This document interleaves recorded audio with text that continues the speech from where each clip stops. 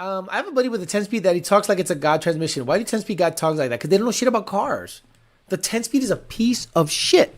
But the problem is, again, misinformation in the industry. That 10-speed the truth.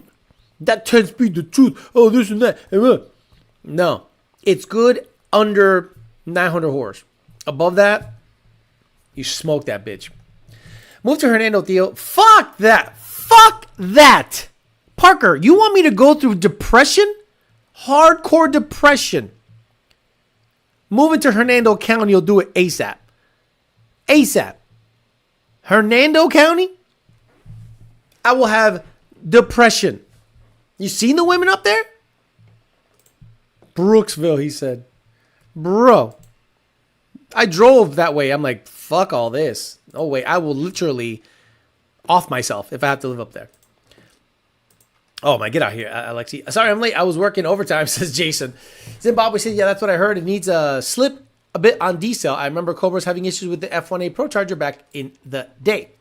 The Ultimate Cobra's had a conversation of cog system, but it is very rare, probably for a good reason. 10-speeder trash. I own one.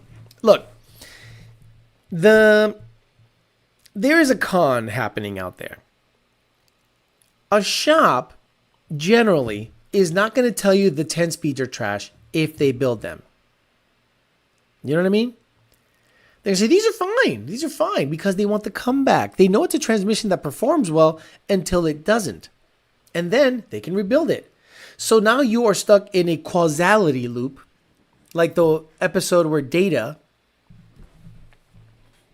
by the way, the episode where Data was stuck in a causality loop. And the only way he got out of it was by sending himself a clue to the next loop that his suggestion was wrong. 10R80 guys are going to be stuck in that loop. This is what's going to happen.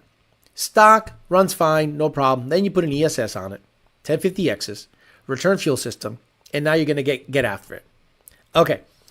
And then it's going to flare on the 4-5 shift. Oh, it flared. You send me a log and it went all the way to 8,500 RPMs. And you're like, well, Alex, shift it lower. No, asshole, you don't get it. I'm commanding it at 7,200. So it's just blowing away the shift. You have a trans issue. I can falsely lower it, but I'm just chasing my tail and hacking around a mechanical issue. So then you're going to go, all right, fine. I'm going to send it to a transmission shop to get it built. Transmission shop charges you $5,000 for clutches because that's really all you can do on those transmissions. Maybe they do a E-drum. Maybe they do more clutches on the E-drum. They convince you. So now you got $6,800 into it. And then you're like, well, while I'm in there, I'm going to put a Circle D converter at the same time and a Suncoast valve body. And then you get in it. You ask for a tune for a built transmission and that valve body.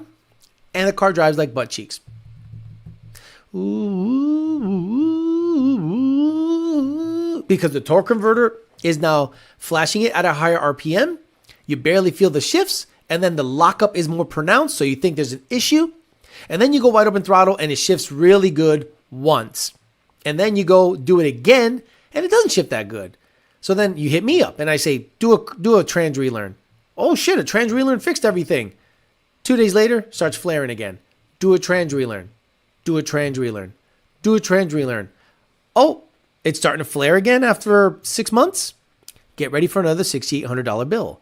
That's the problem. And then you go, I either get rid of this car or I get a Turbo 400. Once you get a Turbo 400, that is now not a car you want to drive a lot because it's Turbo 400. So this is like the story of every single ESS 10R80 owner ever.